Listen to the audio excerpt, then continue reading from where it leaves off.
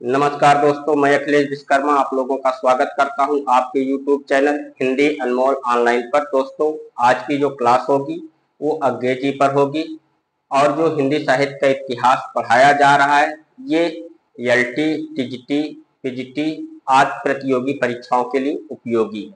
कल की क्लास में हमने अंग्रेजी को प्रारंभ कर लिया था, लेकिन आज पुनः हम लोग अंग्रेजी को शुरू से देखने का प्रयास करेंगे और आज की क्लास में उनको पूरा देखेंगे।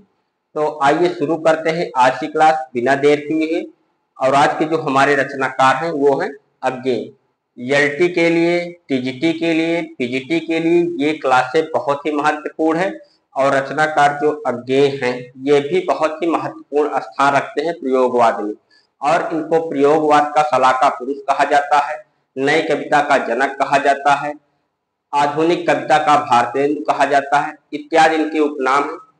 आइए आज की क्लास में शुरू से लेकर के अंत तक अज्ञे जी के बारे में जानते हैं। तो शुरू करते हैं आज की क्लास और आज की जो हेडिंग होगी वो होगी सच्चिदानंद हीरानंद व सैन अज्ञे। ये क्लास संख्या 48 है। 47 नंबर पर भी हमने अज्ञे जी को देखा है। 47 नंबर पर अज्ञे जी के बारे में केवल क्या देखा था? जन्म देखा था, काव्य संकलन देखा था और उसके साथ साथ उनकी चर्चित कविताओं को देखा था। लेकिन आज की क्लास में हम वो चीज दोबारा फिर करेंगे, काव्य संग्रह को देखेंगे, चर्चित कविताओं को देखेंगे। इसके साथ साथ अज्ञे की काव्य रचनाओं के संदर्भ में विशेष तत्व को भी इसी क्लास में देखेंगे। मेरे कहने का मतलब ये है कि आज की क्लास में हम लोग अज्ञे जी को पूरा देखेंगे। ठीक, आइए शुरू करते हैं आज की क्लास। हेडिंग डाल लीजिए सच्चिदानंद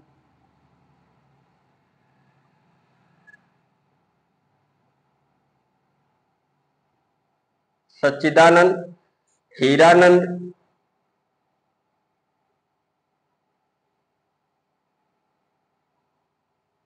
वात्स्यायन अज्ञे।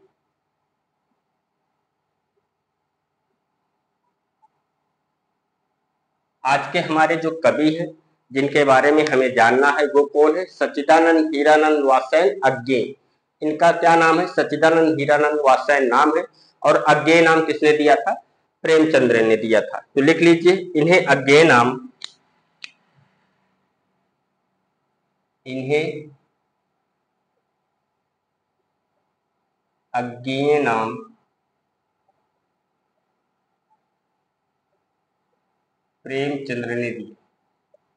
प्रेमचंद्र ने दिया।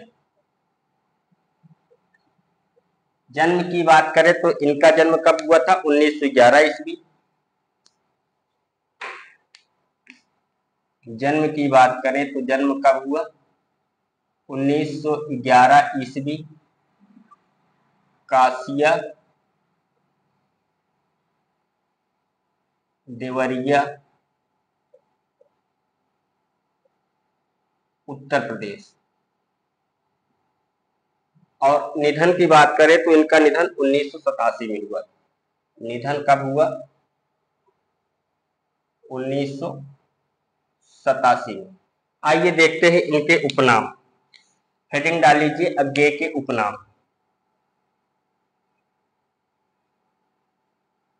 अज्ञे के उपनाम।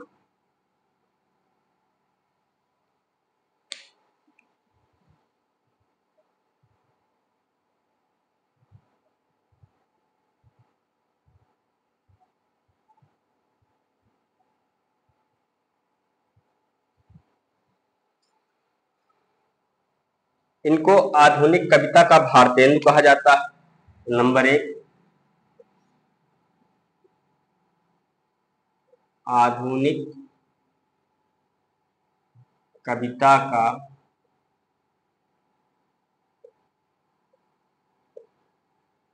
भारतेंदु। नंबर 2, नई कविता का सलाहकार पुरुष।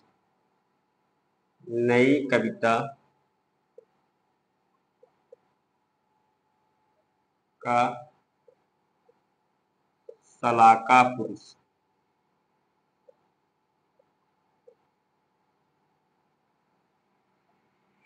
तीसरे नंबर पर लिखिए कठिन गद्य का प्रेत। कठिन गद्य का प्रेत। कुट्टी चाटन, इनका एक नाम है कुट्टी चाटन। कुट्टी चाटन इस नाम से क्या लिखते थे? निबंध लिखते थे। तो ब्रैकेट में लिख लीजिए के नाम से निबंध लिखे थे। कुट्टी चाटन के नाम से निबंध लिखे थे।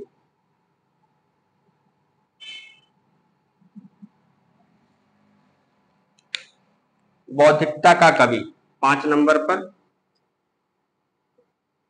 बौद्धिकता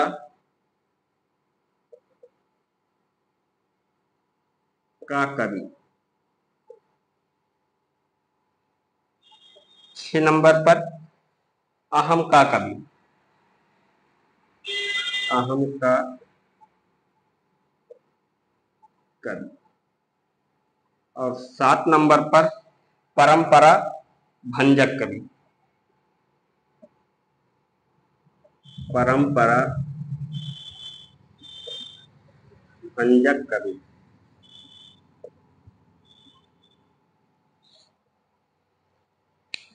8 नंबर पर व्यष्ट चेतना का कवि।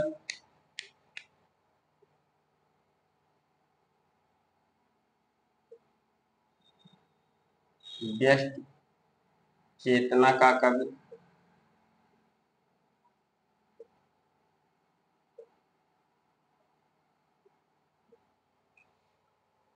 प्रयोगवाद का जनक 9 नंबर पर, प्रयोगवाद का जनक। 10 नंबर पर नई कविता का जनक। नई कविता का जनक। 11 नंबर पर हिंदी का बुद्धिजीवी कवि। हिंदी का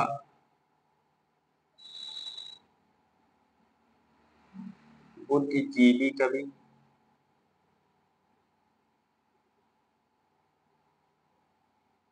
अब 12 नंबर पर शेखर।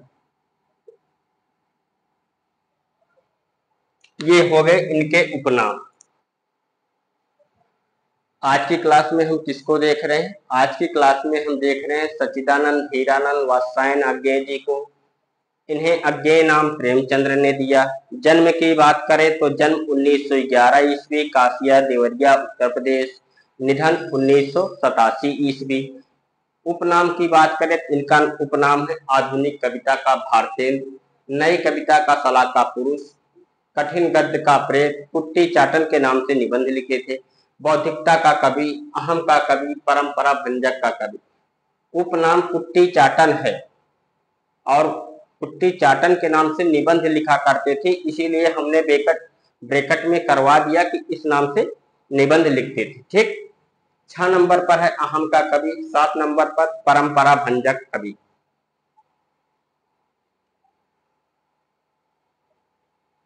8 नंबर पर व्यष्ट चेतना का कवि। 9 नंबर पर प्रयोगवाद का जनक। 10 नंबर पर नई कविता का जनक, हिंदी का बुद्धिजीवी कवि शेखर। इतने इनके उपनाम हमें देखने को मिलते। तो आप लोगों ने लिख लिया होगा। ये सारी चीजें हमने कल की क्लास में भी करवाया है, तो इसको थोड़ा सा जल्दी करवाने का प्रयास करेंगे। आप लोग जिन्होंने नहीं लिखा है वो लिख लीजिए, जिन्होंने लिखा है उन्हें दोबारा लिखने की कोई जरूरत नहीं। चलो आगे बढ़ते हैं दोस्तों। अब देखते हैं इनकी कविता के बारे में।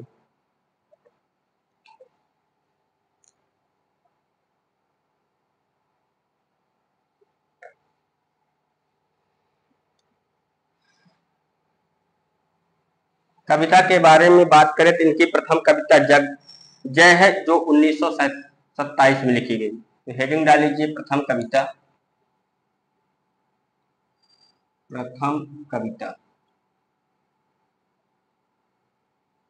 कौन सी है? जय।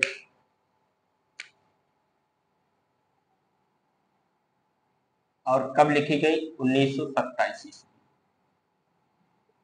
ठीक। काव्य रचनाएं कौन कौन सी हैं, आइए देखते हैं। काव्य रचनाएं,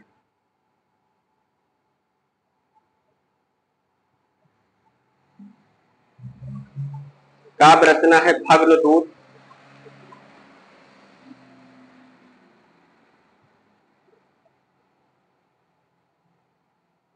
भग्नदूत कब है?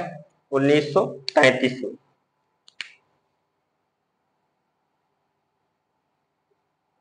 चिंता 1942 में। चिंता 1942 में। इत्यल्लम 1946 में।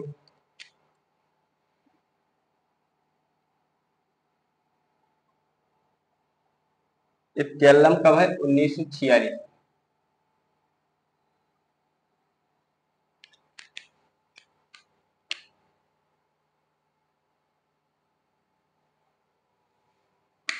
ट्रिग्मिडेज एंड अदर पोएम्स,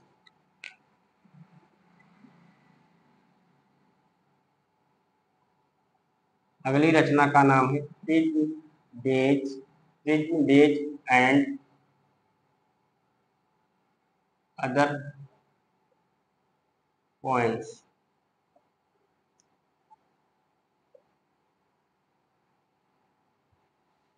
और ये कब है? ये 1946 में। हरी घास पर क्षण भर, हरी घास पर क्षण भर 1949 में।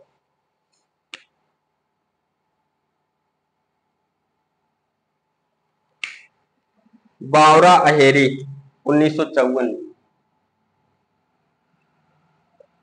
बावरा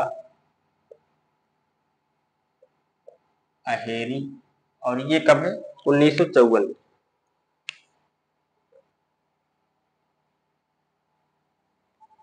इंद्रधनुष रौंदे हुए थे,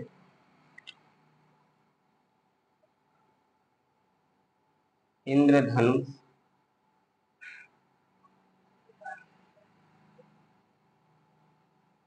रौंदे हुए थे 1954 में थी। बावरा हेरी इंद्रधनुष रौंदे हुए थे 1957। 1957। अरे हरि ओ करुणा प्रभामय, हरि ओ करुणा प्रभामय, हरि ओ करुणा प्रभामय। और ये कब है? ये है 1959 में। 1959 में। आंगन के पार द्वार, आंगन के पार द्वार, इसका समय है 1959।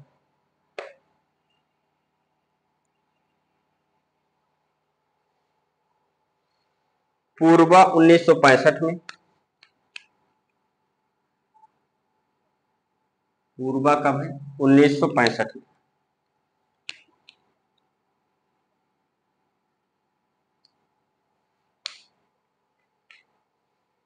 कितनी नाव में कितनी बार? 1967 में।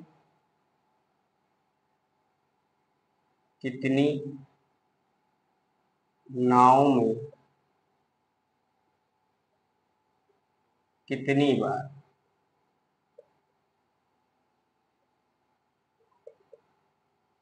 कितनी नाव में कितनी बार कब है? 1967 में।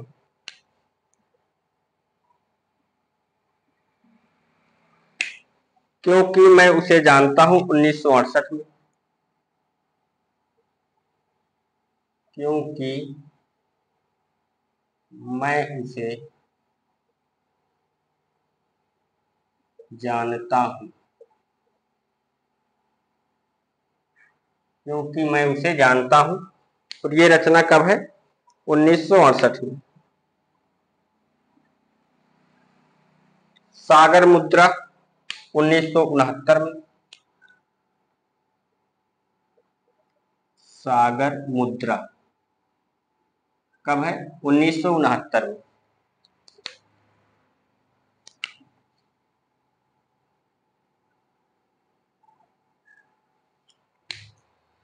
पहले मैं सन्नाटा बुनता हूं 1970 में। पहले मैं सन्नाटा बुनता हूं।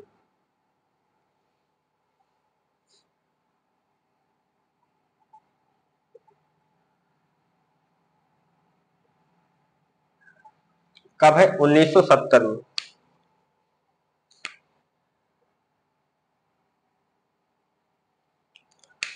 महावृक्ष के नीचे, अगली रचना का क्या नाम? महावृक्ष के नीचे। और ये कब है? 1977 में।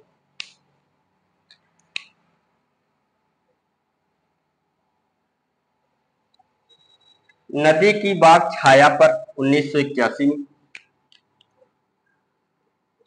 नदी की बाग छाया पर,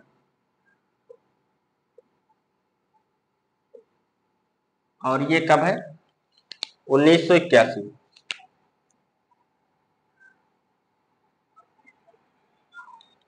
ऐसा कोई घर आपने देखा है? अगली रचना है कौन सी? ऐसा कोई घर, ऐसा कोई घर आपने देखा है।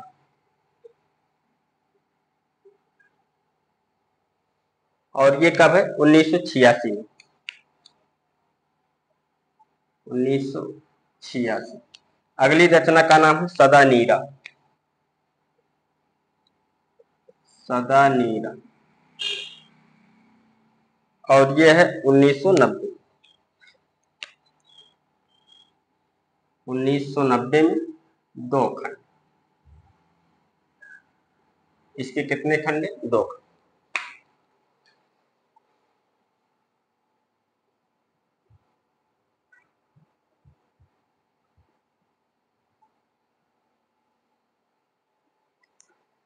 अज्ञेय जी की रचनाओं के बारे में हमने देखना प्रारंभ किया तो सबसे पहले क्या देखा? प्रथम कविता कब है? 1927 में। और कौन सी है? जय। अज्ञेय जी की प्रथम कविता कौन सी है? जय। उस समय कब है? 1927। काव्य रचनाओं के बारे में अगर बात करें तो सबसे पहले हमने किसको देखा? भग्नदूत 1933 में है। चिंता 1942 में है। इत्यल्लम 1946 में है। प्रिज्म एंड अदर पोएम्स 1946 में है। हरी घास पर क्षणभर 1949 में है। बावरा अहेरी 1954 में है। इंद्रधनुष रौंदे हुए थे 1957 में। अरे ओ करुणा प्रभा में 1959 में। आंगन के पार द्वार 1959 में। पूर्वा 1965 में। कितनी नाव में कितनी बार? 1967 में। क्योंकि मैं उसे जानता हूं 1968 में। सागर मुद्रा 1969 में। पहले मैं सन्नाटा बुनता हूं 1970 में। महावृक्ष के नीचे 1977 में। नदी की बाग छाया पर 1981। ऐसा कोई घर आपने देखा 1986। सदा नीरा 1990 और 2 खंडों में है दोस्तों। अगर समय को न पढ़ा जाए तो एक बार ऐसे भी देख लिया जाए। भग्नदूत, चित्ता, Ityalam, prison days and other poems, Hari Ghas Par क्षणभर, बावरा अहेरी, इंद्रधनुष रौंदे हुए थे, अरे ओ करुणा प्रभा में, आंगन के पार द्वार, पूर्वा, कितनी नाव में कितनी बार, क्योंकि मैं उसे जानता हूँ, सागर मुद्रा, पहले मैं सन्नाटा बुनता हूँ, महावृक्ष के नीचे, नदी की बाग छाया पर, ऐसा कोई घर आपने देखा है, सदा नीरा। ये इतनी क्या है इनकी काव्य रचनाएं। अब आइए देखते हैं अज्ञेय की चर्चित कविताएं। अज्ञे की चर्चित कविताएं।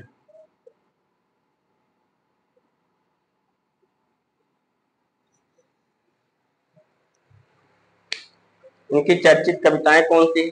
सांप है, सांप और नदी के दीप, नदी के दीप, असाध्य बीड़ा, असाध्य बीड़ा, कलगी बाजरे की, कलगी बाजरे की, हरी घास पर क्षण भर, हरी घास पर क्षण भर,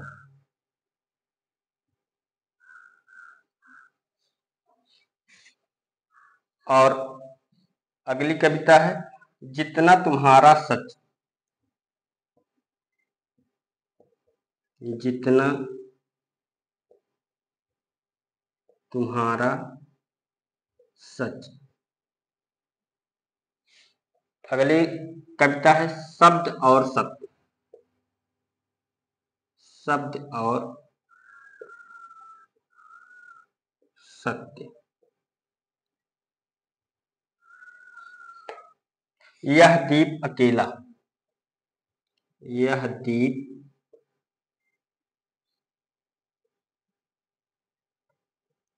अकेला, हिरोशिमा। इतना तो हमने कल ही करवा लिया था, अज्ञे जी को एक क्लास में कंप्लीट करना था, इसलिए इसको हमने दोहराया है।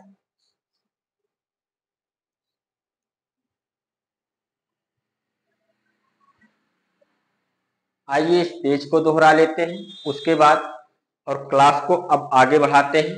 सबसे पहले प्रथम कविता जय 1927 में, काव्य रचनाएं कौन सी है? भग्नदूत 1933 में, चिंता 1942 में, इत्केलम 1946 में, prism days and other poems 1946 में, हरी घास पर क्षण भर 1949 में, बावरा अहेरे 1954 में, इंद्रधनुष रौंदे हुए थे 1957 में, अरि ओ करुणा प्रभा में 1959, आंगन के पार द्वार 1959, पूर्वा 1965, कितनी नाव में कितनी बार 1967, क्योंकि मैं उसे जानता हूं 1968, सागर मुद्रा 1969, पहले मैं सन्नाटा बुनता हूं 1970, महावृक्ष के नीचे 1977, नदी की वाक छाया पर 1981, ऐसा कोई घर आपने देखा है 1986, ऐसा कोई घर आपने देखा है 1986, सदा नीरा 1990, दो खंड।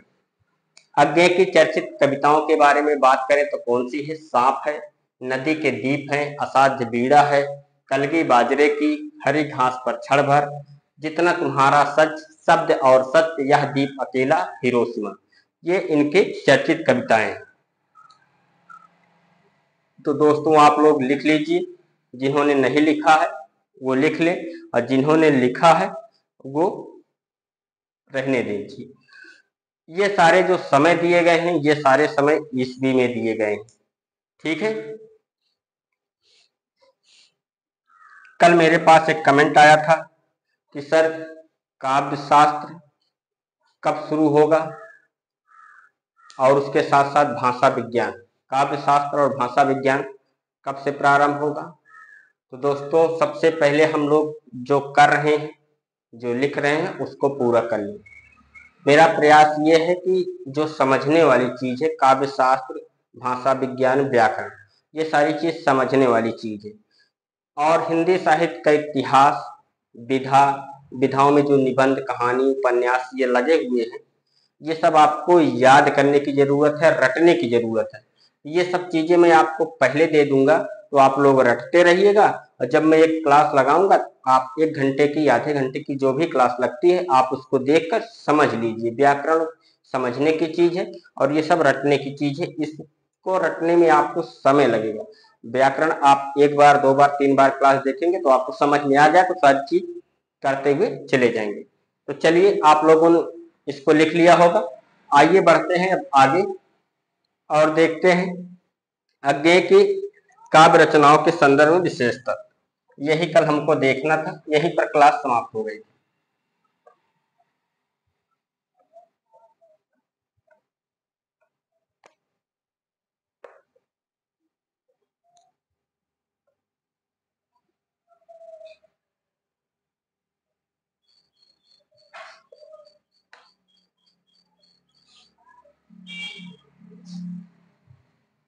अज्ञेय की काव्य रचनाओं के संदर्भ में विशेषता।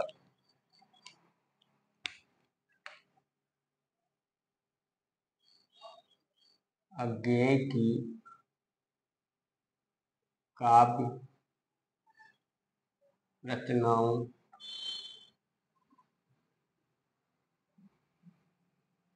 के संदर्भ में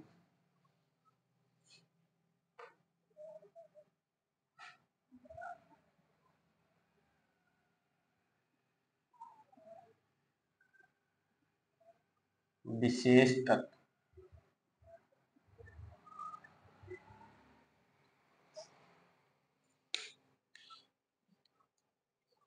तो सबसे पहले हेडिंग डाल लीजिए, भग्नदूत। 1933 में थी ना, भग्नदूत।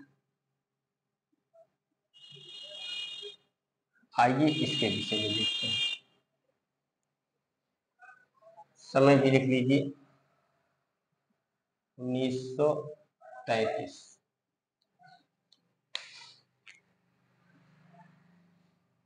यह गद्य काव्य संग्रह है। यह गद्य काव्य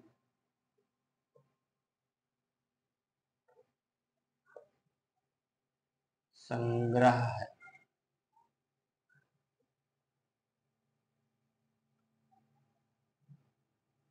यह गद्य काव्य संग्रह है। इसमें प्राकृतिक प्रेम, इसमें प्राकृतिक प्रेम,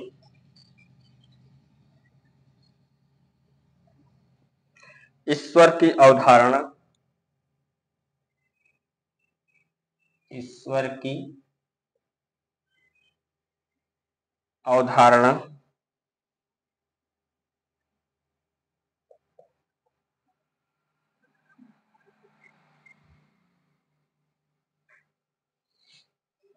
तथा सैनिक जीवन से संबंधित कविताएं,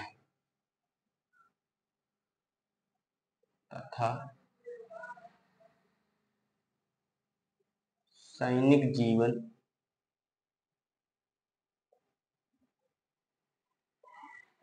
से संबंधित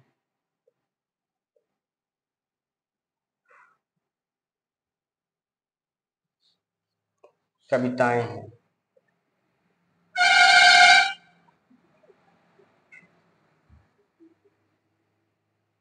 सबसे पहले हमने किसको देखा, भग्नदूत। कब है, 1933 में। यह गद्य काव्य संग्रह है। इसमें प्राकृतिक प्रेम, ईश्वर की अवधारणा तथा सैनिक जीवन से संबंधित कविताएं हैं। उसके बाद दूसरा, चिंता। ये पहली थी। दूसरी रचना कौन सी है, चिंता। और कब है, 1942।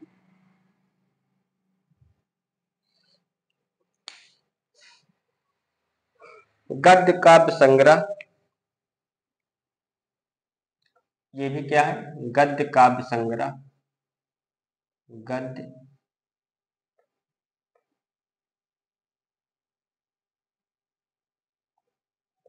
काव्य संग्रह।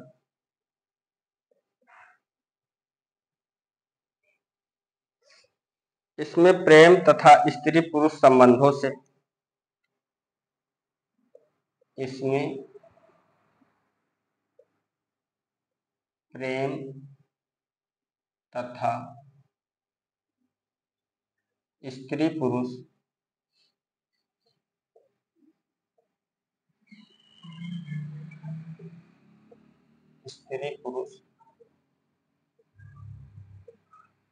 संबंधों से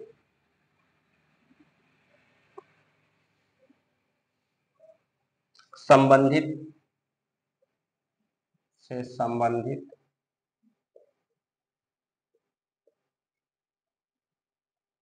कविताएं हैं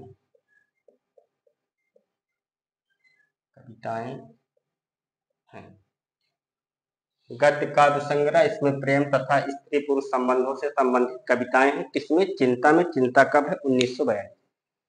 दूसरी रचना हमने क्या देखा? चिंता कब है? 1942। गद्य काव्य संग्रह है। गद्य काव्य संग्रह, इसमें प्रेम तथा स्त्री पुरुष संबंधों से संबंधित कविताएं। अगली रचना का नाम है इत्यल्लम, 1946 में।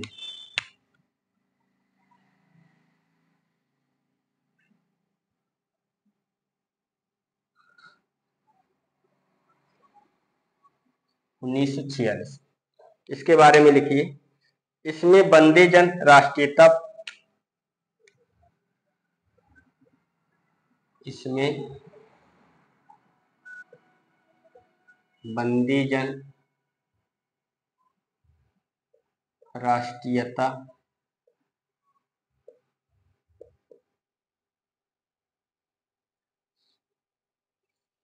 प्राकृत से संबंधित कविताएं, प्राकृत से संबंधित कविताएं।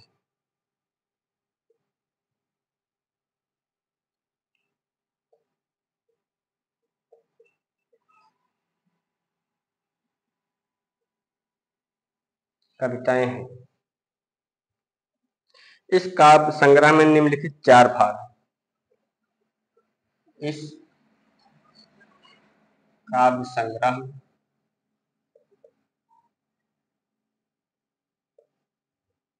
निम्नलिखित 4 भाग।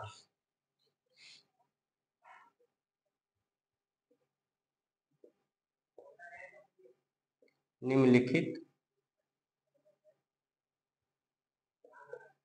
4 भाग। इत्यल्लम में, इसमें बंदीजन राष्ट्रीयता, प्राकृत से संबंधित कविताएं। इस काव्य संग्रह में निम्नलिखित 4 भाग हैं। वो 4 भाग कौन कौन से हैं? नंबर 1 बंदी स्वप्न, नंबर 1 बंदी स्वप्न, नंबर 2 ही हारिल,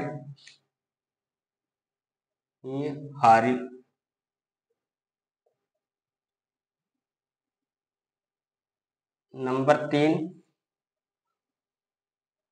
वंचना के दुर्ग, वंचना के दुर्ग, और नंबर 4 पर क्या है?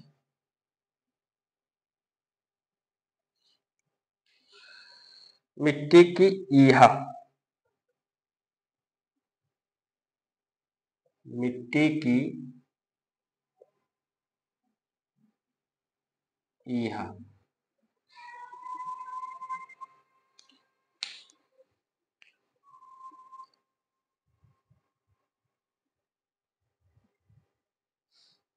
इत्यल्लम के बारे में हमने देखा, कब है? 1946 में। इसमें बंदीजन राष्ट्रीयता, प्राकृत से संबंधित कविताएं हैं।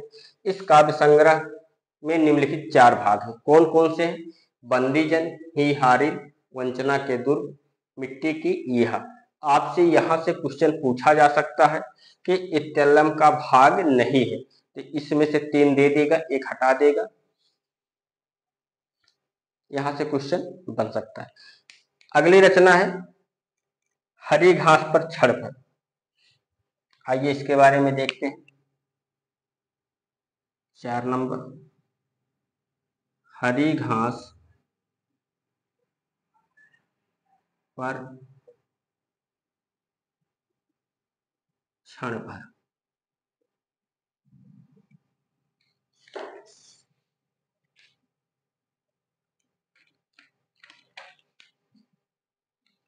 और ये कब है? 1949 में।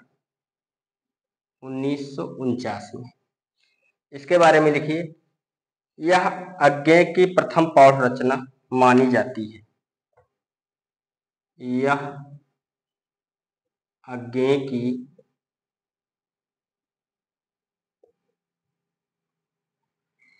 प्रथम पौध रचना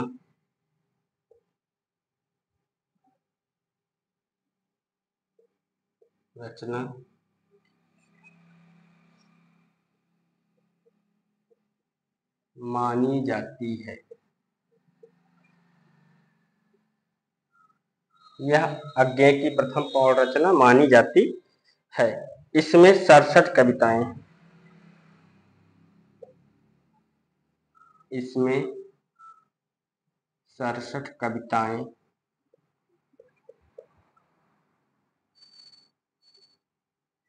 हैं। इस संग्रह की अधिकांश कविताओं में इस संग्रह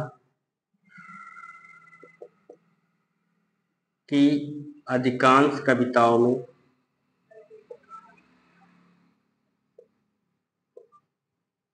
इस संग्रह की अधिकांश कविताओं में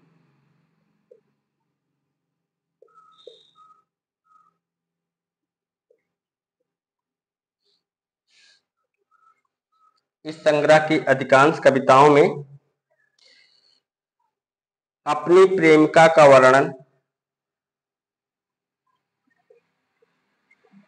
अपनी प्रेमिका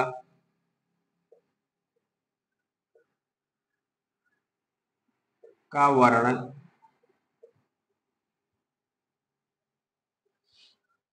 विभिन्न नवीन उपमानों के माध्यम से किया है। विभिन्न नवीन उपमानों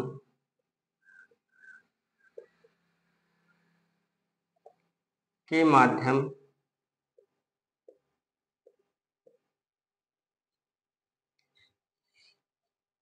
माध्यम से किया है।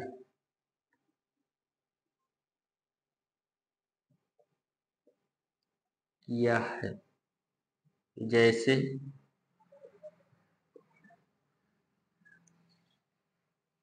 कलगी बाजरे की आदि। कलगी बाजरे की आदि।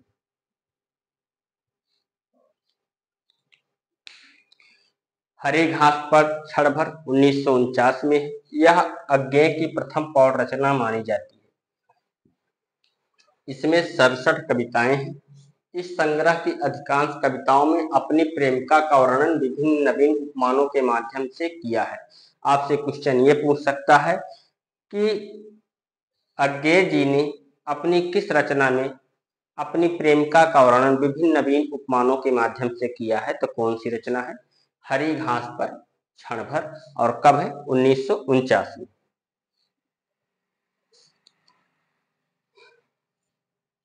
आइए देखते हैं हरी घास पर क्षण भर में संकलित प्रमुख कविताएं कौन कौन सी। हरी घास पर क्षण भर में प्रमुख संकलित कविताएं।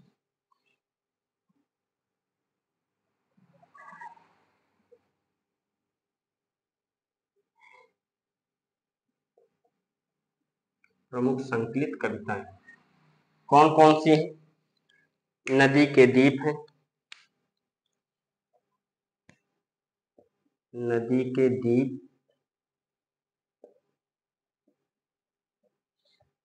कलगी बाजरे की, कलगी बाजरे की, कतकी पूनो, कतकी पूनो, बावरा अहेरी, बावरा अहेरी, यह द्वीप अकेला, यह द्वीप अकेला,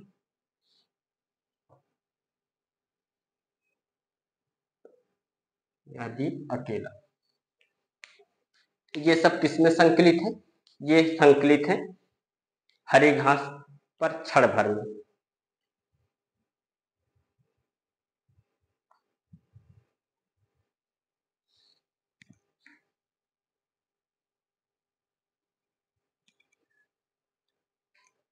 चलिए दोस्तों, एक बार इस पेज को दोहरा लेते हैं, उसके बाद फिर आगे बढ़ते हैं।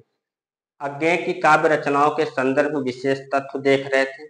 हमने देखा भग्नद्वीप कब है? 1933 में। इसमें क्या है? यह गद्य काव्य संग्रह है। इसमें प्राकृतिक प्रेम, ईश्वर की अवधारणा तथा सैनिक जीवन से संबंधित कविताएं हैं। ठीक। उसके बाद चिंता 1942 गद्य काव्य संग्रह। इसमें प्रेम तथा स्त्री पुरुष संबंधों से संबंधित कविताएं हैं। तीसरे नंबर पर इत्यल्लम 1946 में है। इसमें बंदी जन, राष्ट्रीयता, प्रकृति से संबंधित कविताएं हैं। इस काव्य संग्रह में निम्नलिखित 4 भाग हैं। ये चारों भाग आपको याद होना चाहिए। कौन सा? बंदी स्वप्न, ही हारिल, वंचना के दुर्ग, मिट्टी की ईहा। कौन कौन सा? बंदी स्वप्न, ही हारिल, वंचना के दुर्ग, मिट्टी की ईहा। एक बार फिर से रिपीट कर लो, यहीं पर याद हो जाएगा आपको। बंदी स्वप्न क्या है? बंदी स्वप्न।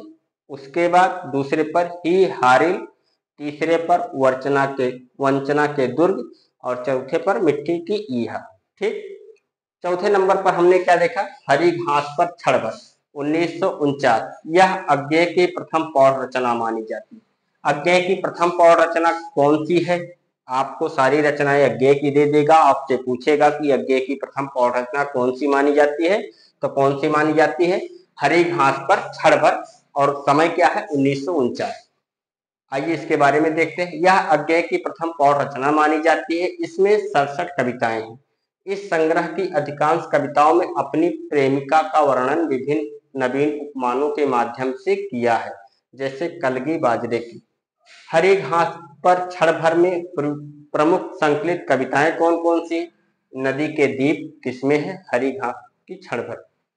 कलगी बाजरे की किसमें संकलित है? हरी घास पर क्षण भर में। कटकी पूनो, बावरा अहेरी, यह द्वीप अकेला, ये सारी कविताएं किसमें संकलित है? हरी घास पर क्षण भर में। और इसका समय क्या है?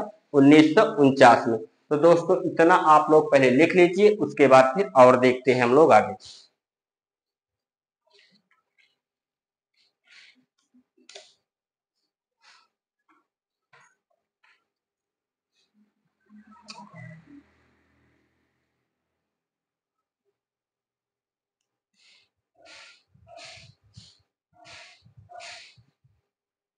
चलो इतना आप लोगों ने लिख लिया होगा। आइए बढ़ते हैं आगे।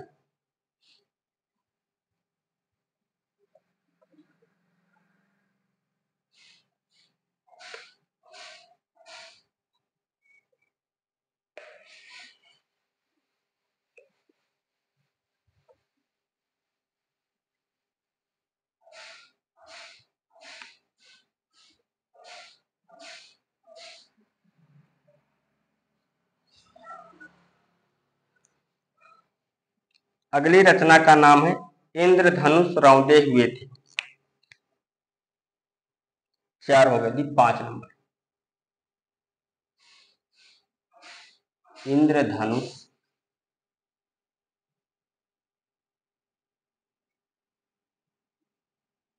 रौंदे हुए थे।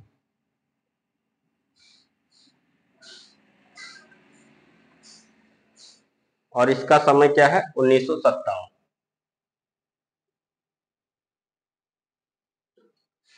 इंद्रधनुष रौंदे हुए थे, इसका समय क्या है? 1957। आइए इसके विषय में जानते हैं। यह एक प्रतीकात्मक रचना है। यह एक प्रतीकात्मक रचना है।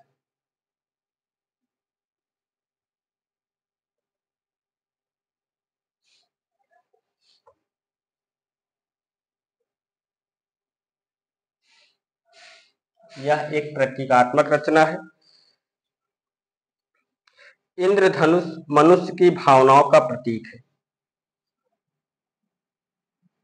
इंद्रधनुष मनुष्य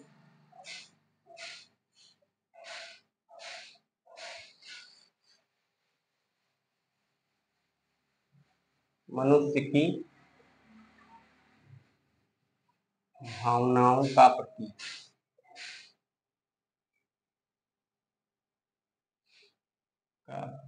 है।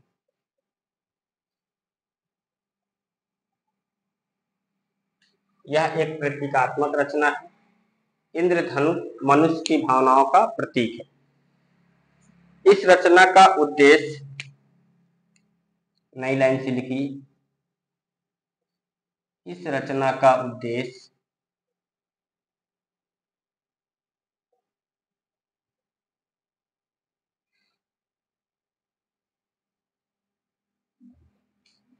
इस रचना का उद्देश्य बुद्धिवादी चिंतन की अभिव्यक्ति है।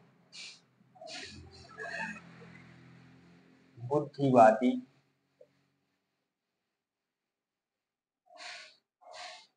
चिंतन की अभिव्यक्ति है।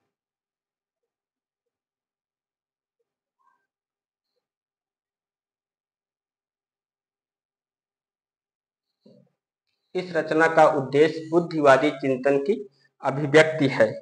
इसमें नवीन उपमानों के माध्यम से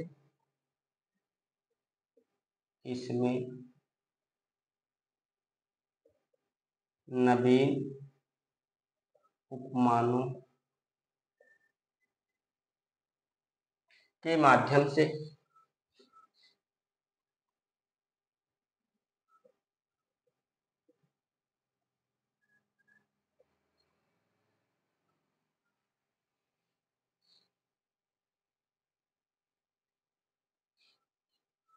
दार्शनिक सत्य की अभिव्यक्ति का प्रयास है।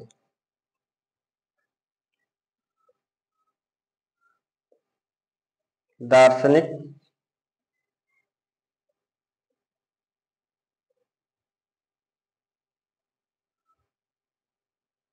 सत्य की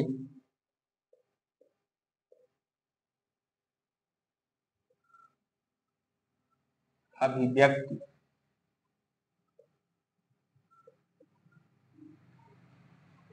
का प्रयास है।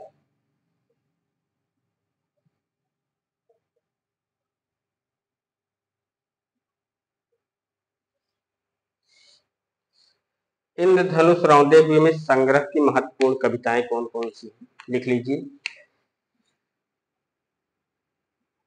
इंद्रधनुष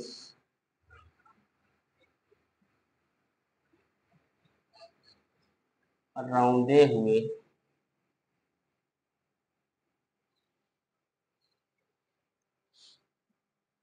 थे संग्रह की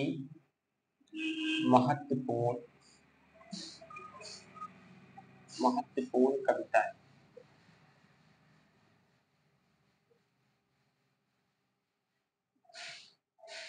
इंद्रधनुष रौंदे हुए थे संग्रह की महत्वपूर्ण कविताएं कौन कौन सी हैं? सांप है,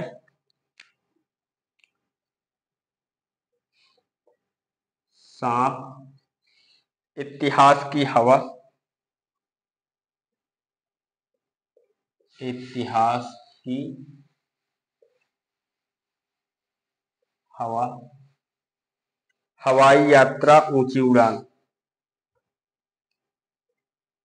हवाई यात्रा, ऊंची उड़ान,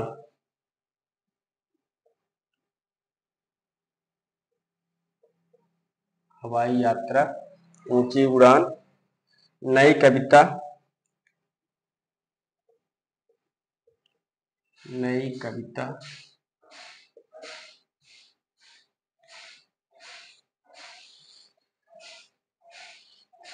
एक संभाव्य भूमिका, एक संभाव्य भूमिका।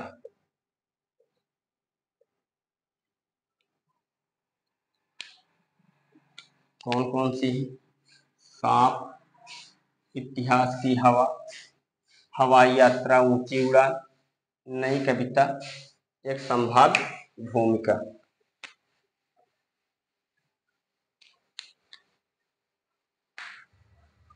स्वयं अज्ञे ने इसे गद्य गीतों का संग्रह कहा है। स्वयं अज्ञे ने इसे गद्य गीतों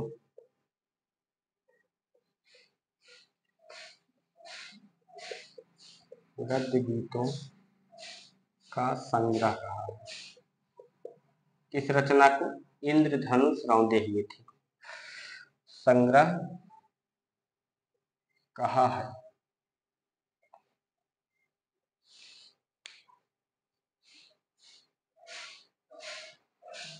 हमने कौन सी रचना देखी?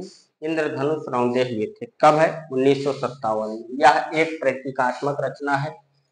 इंद्रधनुष मनुष्य की भावनाओं का प्रतीक है।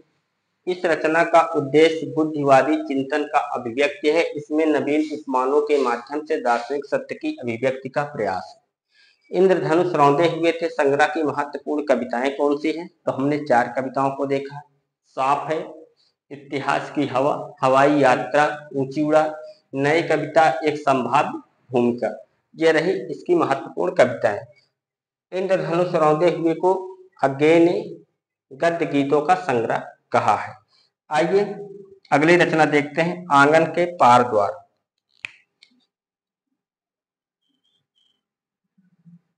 आंगन के पार द्वार। और इसका समय कब है? इसका समय है 1959।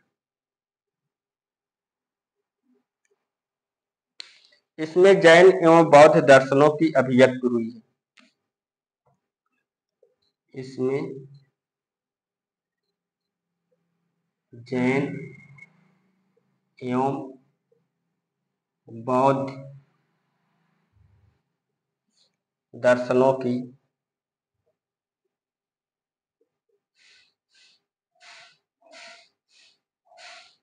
अभिव्यक्ति हुई है।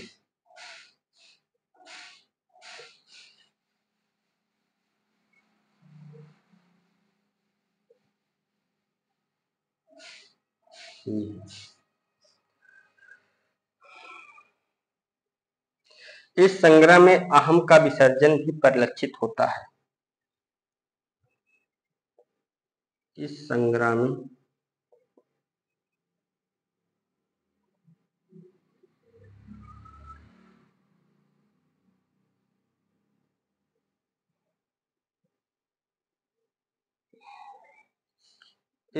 में अहम का विसर्जन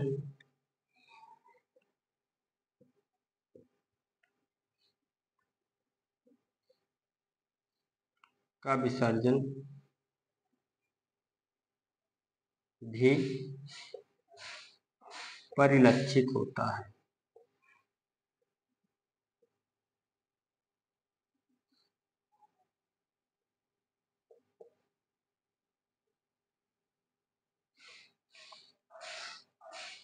इस संग्रह के 3 भाग। इस संग्रह के 3 भाग।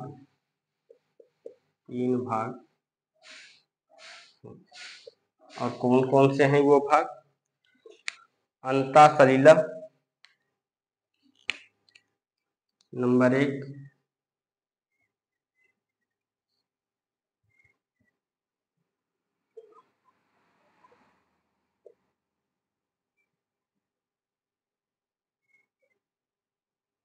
नंबर 2 अंता सलीला नंबर 1, नंबर 2 चक्रांत शिला,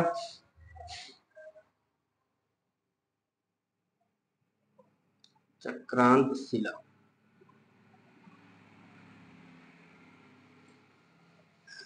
असाध्य बीड़ा।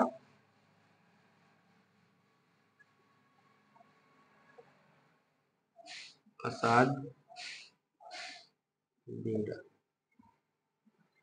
इसके बारे में एक महत्वपूर्ण बात और है, आंगन के पार द्वार के बारे में लिख लीजिए। 1964 में साहित्य अकादमी पुरस्कार मिला इस रचना के लिए। ऐसे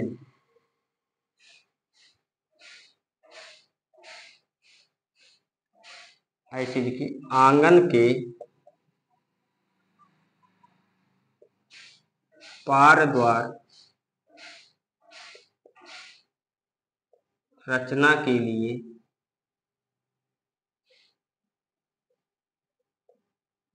1964 में साहित्य अकादमी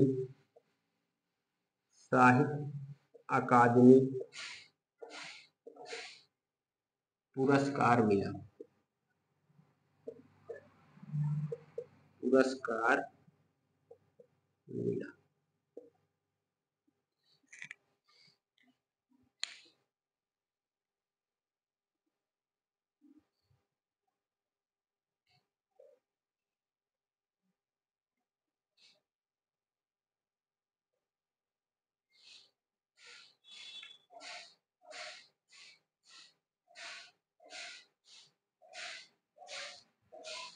चलिए दोस्तों, आप पहले इतना लिख लीजिए, उसके बाद आगे बढ़ते हैं।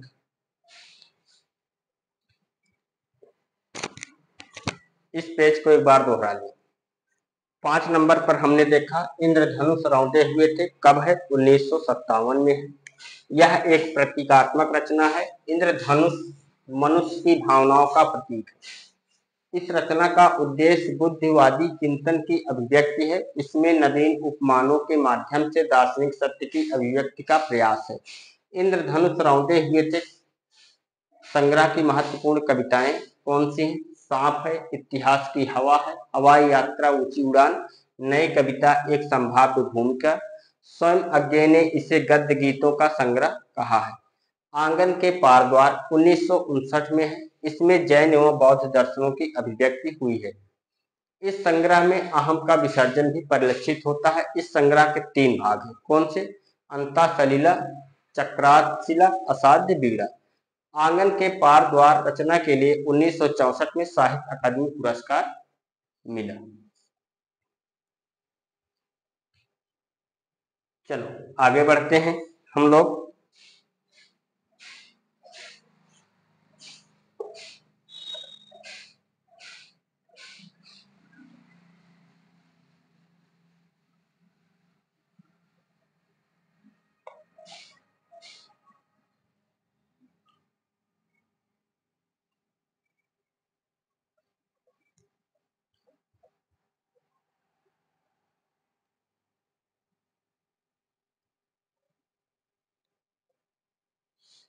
अगली रचना का नाम है अरि ओ करुणा प्रभाव।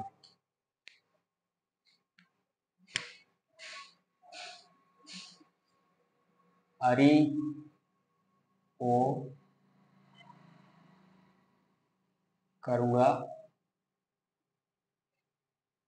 प्रभाव।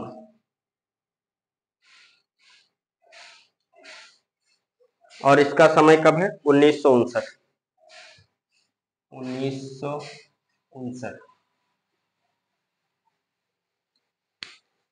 इसके बारे में देखते हैं। इसमें समकालीन भावबोधों से संबंधित कविताएं।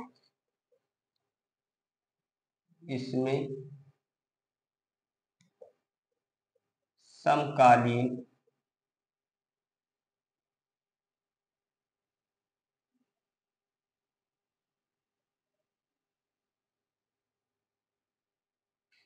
भावबोधों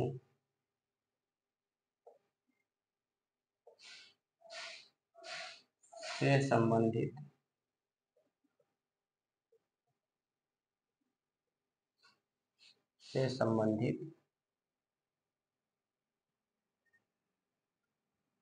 कविताएं।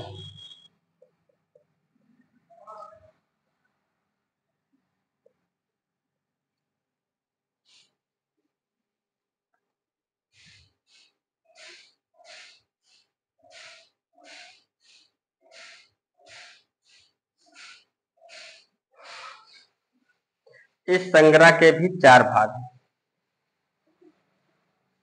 इस संग्रह के भी 4 भाग हैं।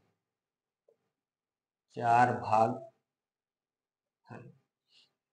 सबसे पहले रूपेत्री, चारों भाग पहले लिख लेते हैं, उसके बाद एक एक का विवरण कर लेते हैं। रूपेत्री और दूसरा है रूपकेकी। रूपकेकी। तीसरा एक चीड़ का खाका। 3 नंबर पर एक चीड़ का खाका। और 4 नंबर पर द्वारहीन द्वार। द्वारहीन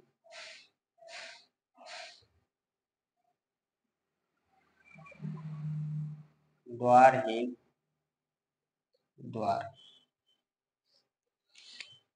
तो सबसे पहले हेडिंग डाल लीजिए रूपेत्री।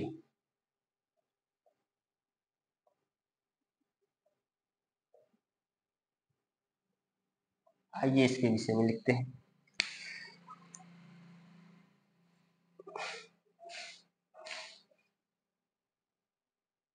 इस भाग में नए कवियों को इस भाग में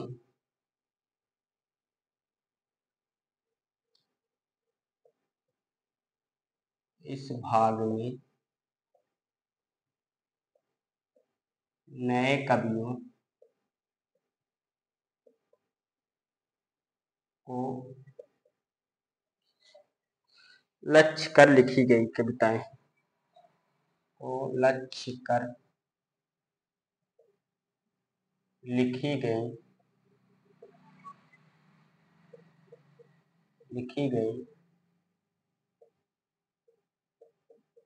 कविताएं हैं।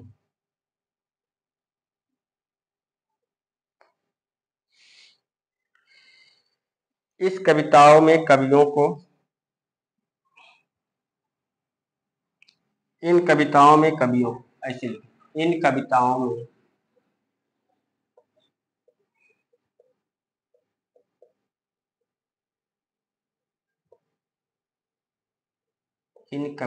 में कवियों को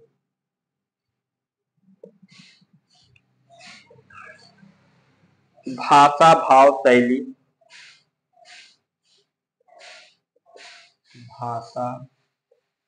भाव शैली आदि की जानकारी प्रदान की गई। आदि की जानकारी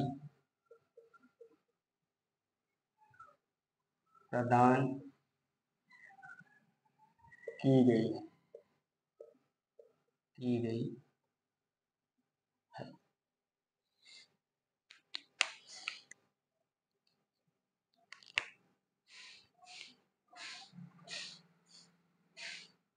2 नंबर पर रूपकेकी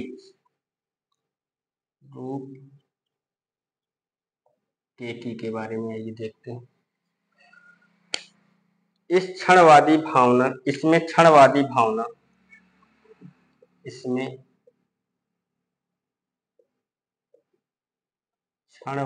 भावना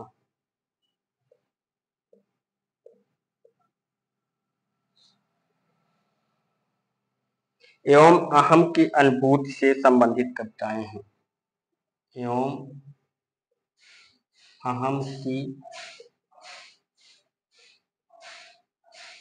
अनुभूति से संबंधित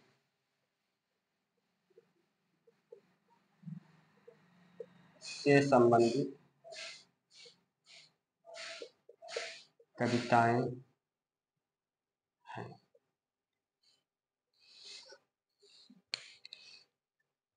3 नंबर, एक चीड़ का खाका। तीसरा कौन सा है भाग? एक चीड़ का खाका।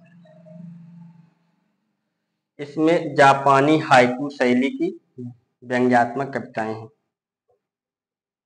इसमें जापानी हाइकू शैली की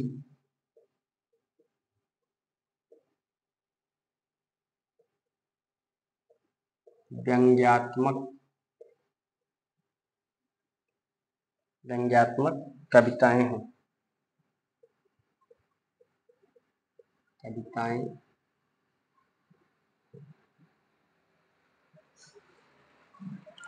द्वारहीन द्वार। 4 नंबर पर क्या है? द्वारहीन द्वार। द्वारहीन द्वार।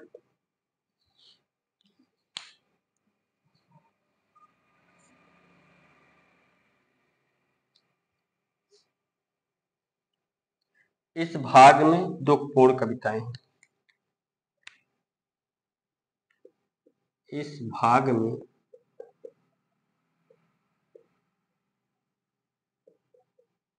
दुखपूर्ण कविताएं हैं।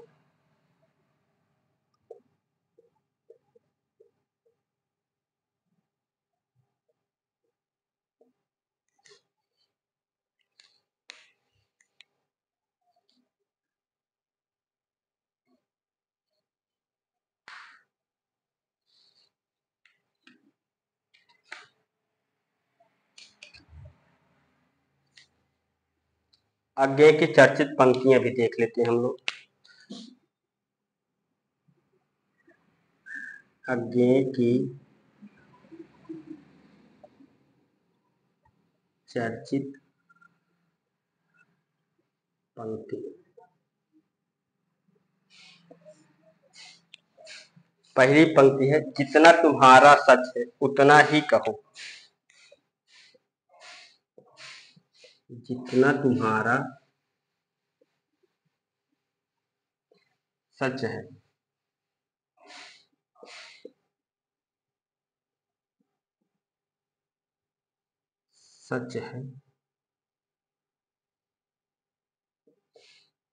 उतना ही कहो।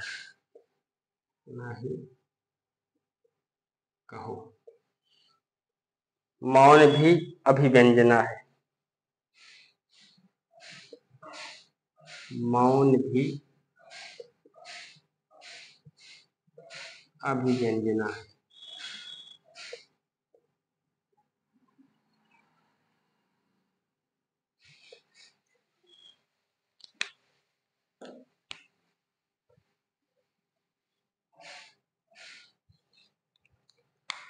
देवता, दूसरी पंक्ति है, देवता भी इन प्रतीकों से कर गए हैं कूच। देवता भी इन प्रतीकों से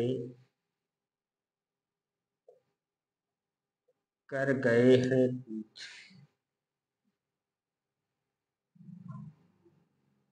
देवता भी इन प्रतीकों से कर गए हैं कूच।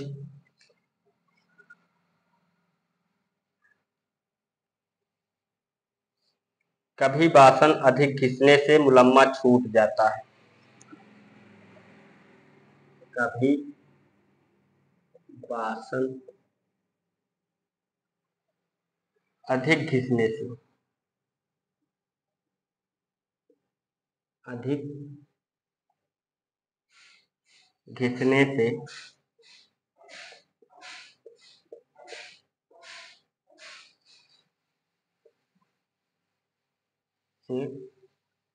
मुलम्मा छूट जाता है।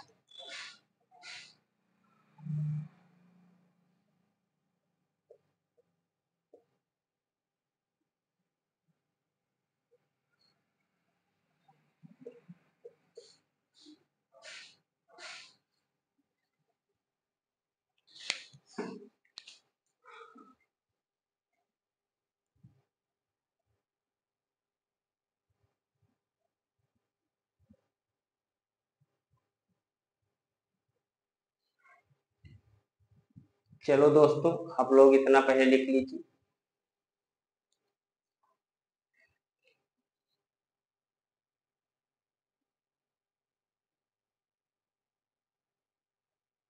हमने कौन सी काव्य संग्रह देखा?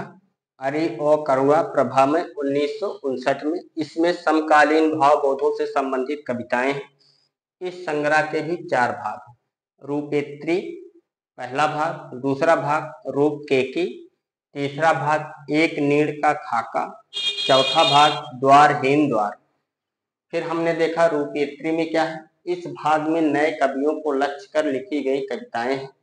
इन कविताओं में कवियों को भाषा, भाव, शैली आदि की जानकारी प्राप्त की गई है, प्रदान की गई है। ठीक। रूपेत्री इस भाग में नए कवियों को लक्ष्य कर लिखी गई कविताएं हैं। इन कविताओं में कवियों को भाषा, भाव, शैली आदि की जानकारी प्रदान की गई है। उसके बाद दूसरा रूपकेकी, इसमें क्षणवादी भावना एवं अहम की अनुभूति से संबंधित कविताएं हैं। तीसरा एक चीड़ का खाका, इसमें जापानी हाइकू शैली की व्यंग्यात्मक कविताएं हैं। 4 नंबर पर द्वारहीन द्वार, इस भाग में दुखपूर्ण कविताएं हैं। अज्ञेय की चर्चित पंक्तियां कौन सी है? जितना तुम्हारा सच है उतना ही कहो, मौन भी अभिव्यंजना है। जितना तुम्हारा सच है उतना ही कहो, मौन भी अभिव्यंजना है। दूसरी पंक्ति क्या देखी हमने? देवता भी इन प्रतीकों से कर गए हैं कूच। देवता भी इन प्रतीकों से कर गए हैं कूच, कभी वासन अधिक घिसने से मुलम्मा छूट जाता है। तो दोस्तों आप लोग इतना लिख लीजिए और हम बढ़ते हैं आगे के बारे में, थोड़ी सी जानकारी और प्राप्त कर लेते हैं।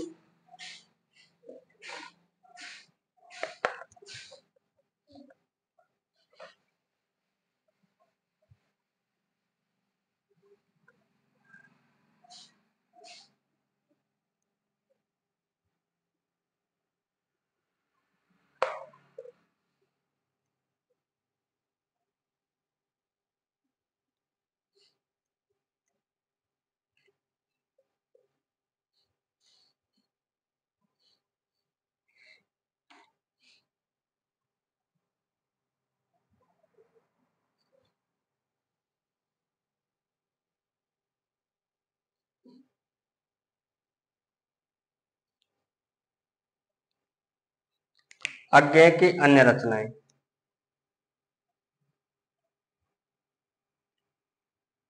अज्ञेय की अन्य रचनाएं।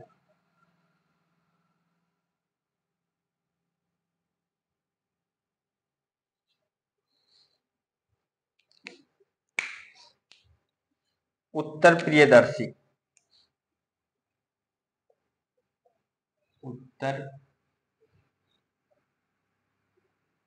उत्तर प्रियदर्शी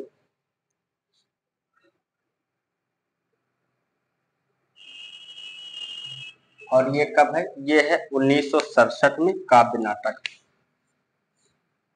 1967 में क्या है? काव्य नाटक।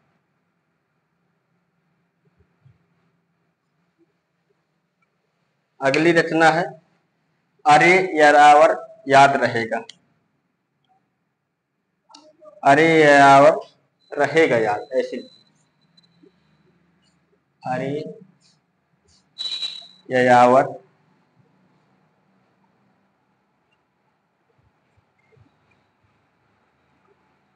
रहेगा याद।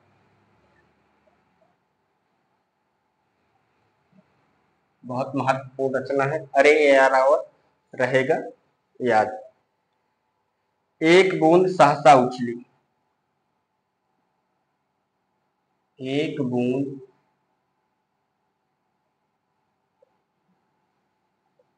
सहसा उछली। एक बूंद सहसा उछली।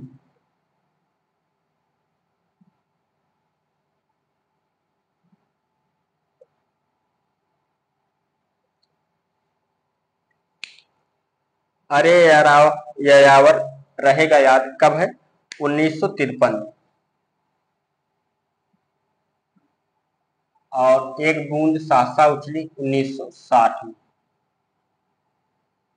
और ये दोनों क्या है? यात्रा वृत्तांत।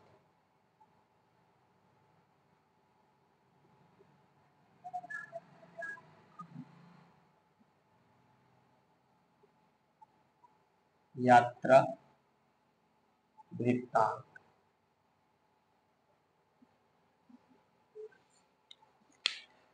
संपादित रचनाएं कौन सी हैं?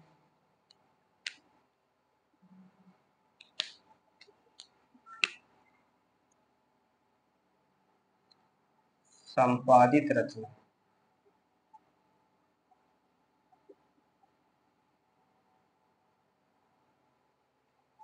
आधुनिक हिंदी साहित्य 1949 कौन सी है? आधुनिक हिंदी साहित्य।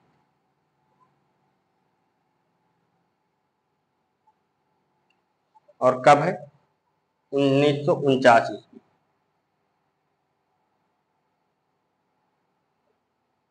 1949। इसके बारे में लिखे। यह रचना रामविलास शर्मा के साथ मिलकर, यह रचना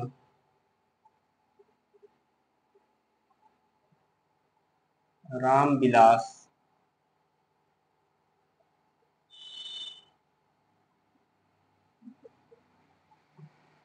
शर्मा के साथ, यह रचना रामविलास शर्मा के साथ मिलकर संपादित की गई। साथ मिलकर संपादित की गई।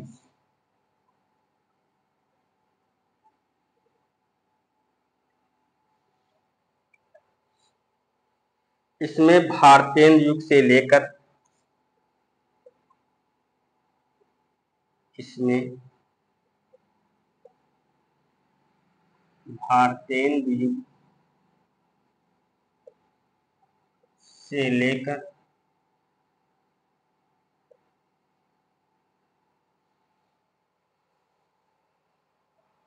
नई कविता तक कवियों, लेकर नई कविता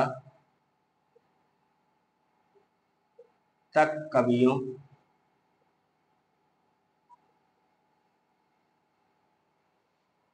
एवं उनकी रचनाओं की समीक्षा है। एवं उनकी रचनाओं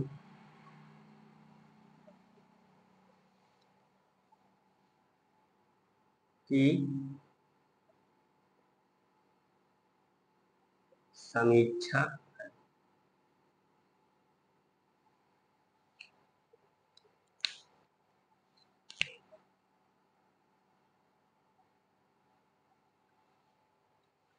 पुष्करणी 1959।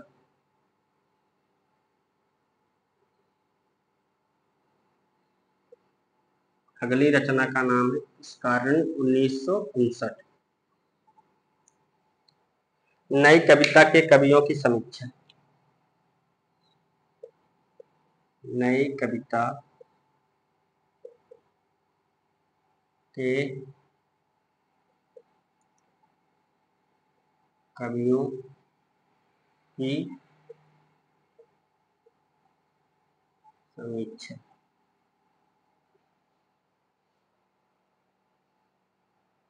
नई कविता के कवियों की समीक्षा। अगली है नए एकांकी 1952। नए एकांकी ये कब है? 1952। 4 नंबर पर रूपाम्बरा। रूपाम्बरा। रूपाम्बरा कब है? 1960 में। सर्वेश्वर दयाल सक्सेना के साथ मिलकर,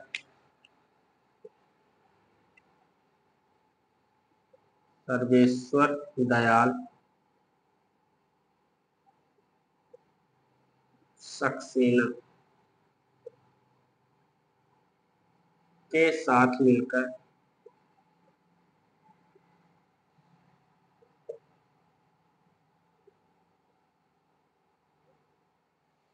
सर्वेश्वर दयाल सक्सेना के साथ मिलकर हिंदी की प्रकृति से संबंधित कविताओं की समीक्षा। हिंदी की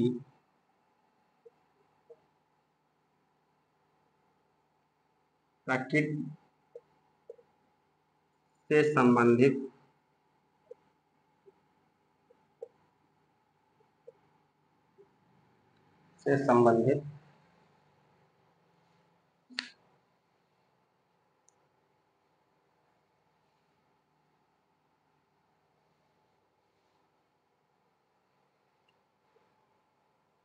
कविताओं की समीक्षा।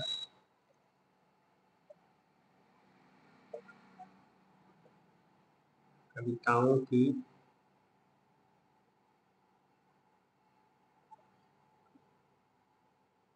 समीक्षा। चलिए दोस्तों, पहले आप इतना लिख लीजिए।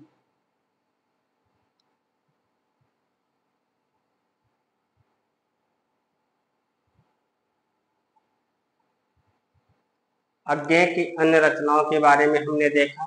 उत्तर प्रियदर्शी 1967 में ये इनका काव्य नाटक। इनका यात्रा वृत्तांत कौन सा है? अरे यायावर रहेगा याद 1953 में है। एक बूंद सहसा उछली 1960 में। एक बूंद सहसा उछली 1960 में, ये इनका क्या है? यात्रा वृत्तांत है। संपादित रचनाओं के बारे में हमने देखा। आधुनिक हिंदी साहित्य जो महत्वपूर्ण है उनको देख रहे हैं, उनके विषय में जान रहे हैं, सभी को नहीं जान रहे हैं। जो और हैं इनकी चर्चित है उनको हम अलग से लिखवा देंगे, ठीक। संपादित रचनाएं आधुनिक हिंदी साहित्य 1949 ईस्वी। यह रचना रामविलास शर्मा के साथ मिलकर संपादित की गई। इसमें भारतीय युग से लेकर नई कविता तक कवियों एवं उनकी रचनाओं की समीक्षा है। पुष्करणी 1959 में है। नई कविता के कवियों की समीक्षा है। नए एकांकी 1952 में है। इसमें एकांकी संबंधित कवियों की समीक्षा है। उसके बाद रूपाम्बरा 1960 में है। सर्वेश्वर दयाल सक्सेना के साथ मिलकर हिंदी की प्राकृत से संबंधित कवियों सर्वेश्वर दयाल सक्सेना के साथ मिलकर हिंदी की प्राकृत से संबंधित कविताओं की समीक्षा है, ठीक। तो आप लोग दोस्तों पहले इतना लिख लीजिए, उसके बाद हम लोग और आगे देखते हैं।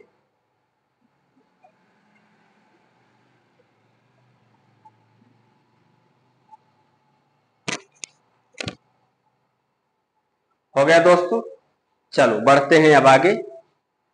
देख लेते हैं इनकी अन्य संपादित रचनाएं कौन कौन सी हैं।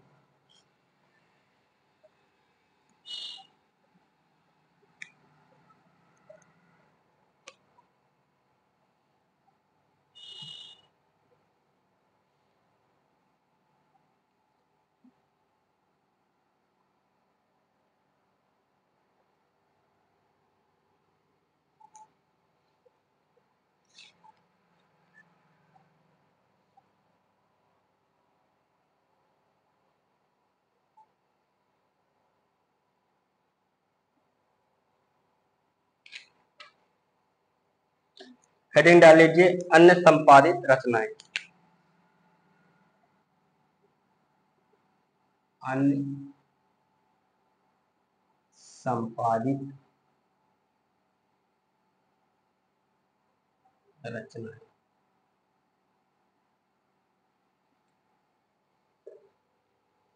सृजन और संप्रेषण।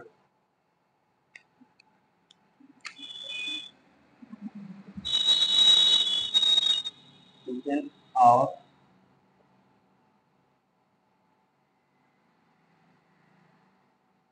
संप्रेषण।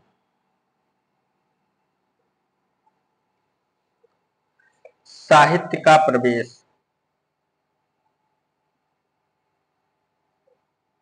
साहित्य का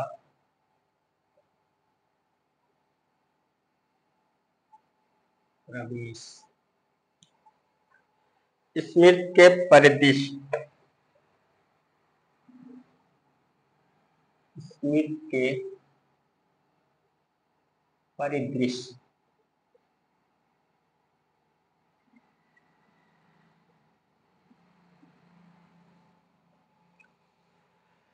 भविष्य और साहित्य, भविष्य और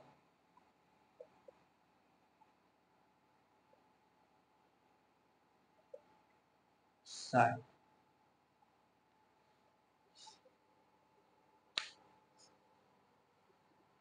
अन्य संपादित रचनाएं कौन कौन सी हैं?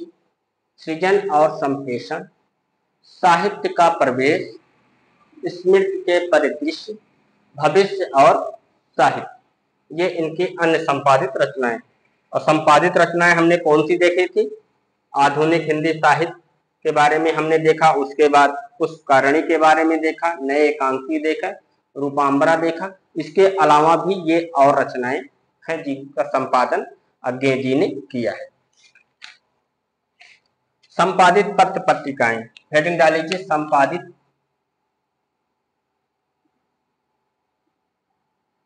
पत्र पत्रिकाएं, पत्र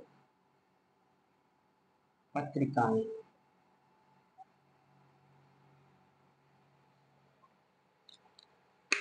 सैनिक नंबर 1 पे,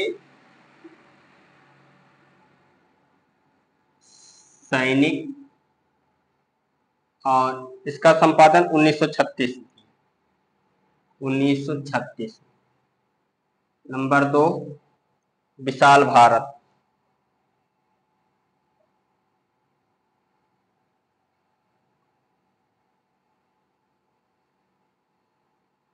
विशाल भारत,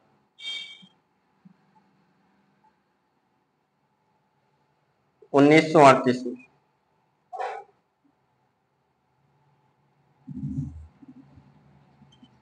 नंबर 3 प्रतीक,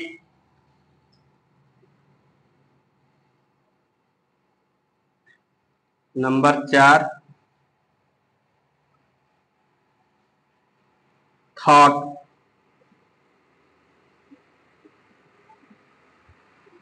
प्रतीक का संपादन 1946 से 1987,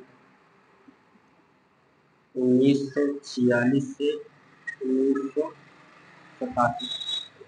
सैनिक और विशाल भारत ये किससे संबंधित है? इसमें क्रांतिकारी गतिविधियों से संबंधित पत्र थे। प्रतीक प्रयोगवाद एवं नई कविता का समर्थक पत्र था। थॉट मार्टिन रसेल के साथ मिलकर संपादन किया था। और अगला 5 नंबर पर नई कविता 1952, नई कविता कब? 1952।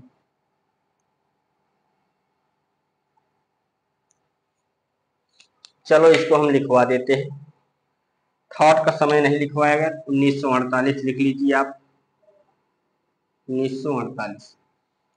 चलो इसके बारे में करवा ही देते हैं, हो सकता है पूछ ले आपसे। सैनिक 1936 और विशाल भारत 1938, ये दोनों ही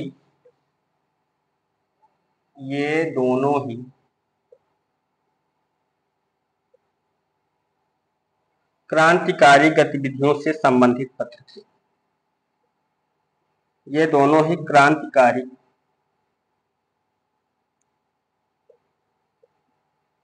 गतिविधियों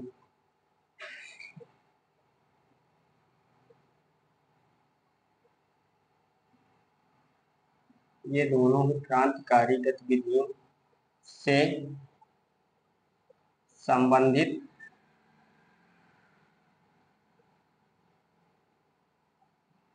पत्र थे।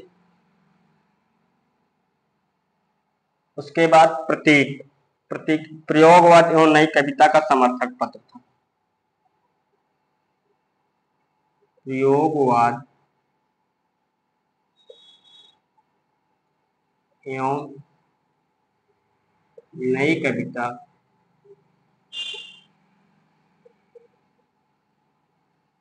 का समर्थक पत्र।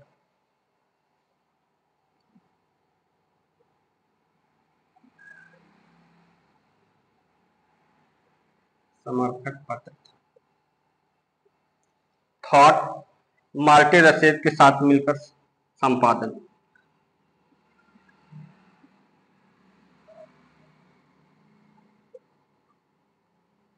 मार्टिन रसेल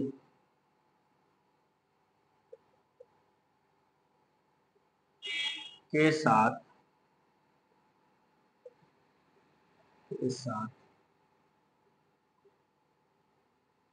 मिलकर संपादन।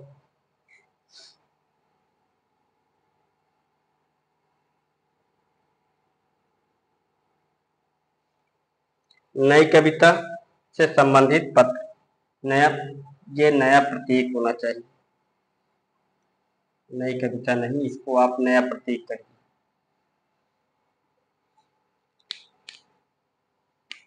नया प्रतीक।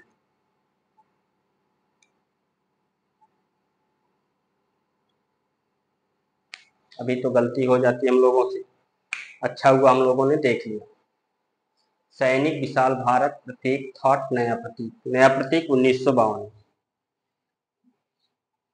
नई कविता से संबंधित पत्र। नई कविता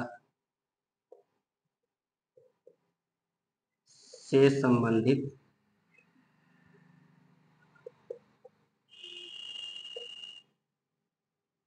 पत्र।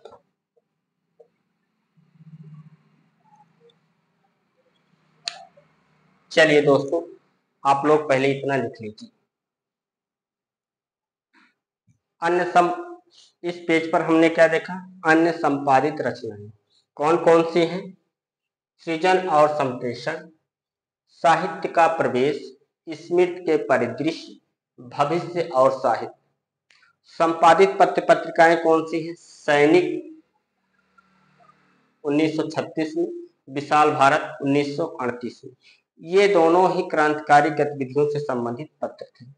सैनिक भी क्रांतिकारी गतिविधियों से संबंधित पत्र था और विशाल भारत भी। 3 नंबर पर प्रतीक, इसका संपादन कब से कब तक किया? 1946 से 1987 तक। प्रयोगवाद एवं नई कविता का समर्थक पत्र इसे ही माना जाता है। किसको? प्रतीक को। थॉट 1948 में मार्टिन रसेल के साथ मिलकर संपादन किया। नया प्रतीक 1952 में नई कविता से संबंधित पत्र था, इसका भी संपादन अंग्रेजी ने किया।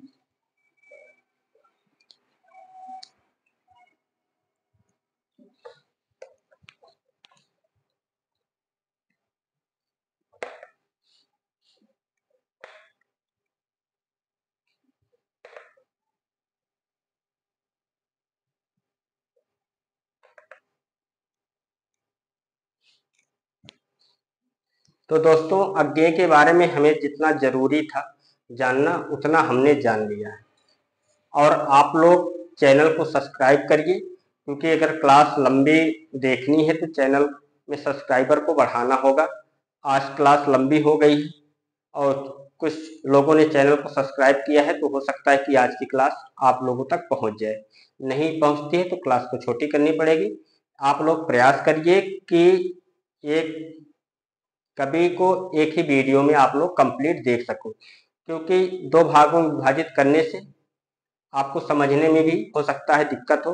और मेरा प्रयास भी यही रहेगा कि आपको जो कभी पढ़ाया जाना प्रारंभ किया जाए उसका अंत भी उसी ही क्लास में कर लिया जाए। तो दोस्तों, आप लोग चैनल को सब्सक्राइब करिए, शेयर करिए, लाइक करिए। आज की क्लास यहीं समाप्त करते हैं। नमस्कार दोस्तों, जय हिंद।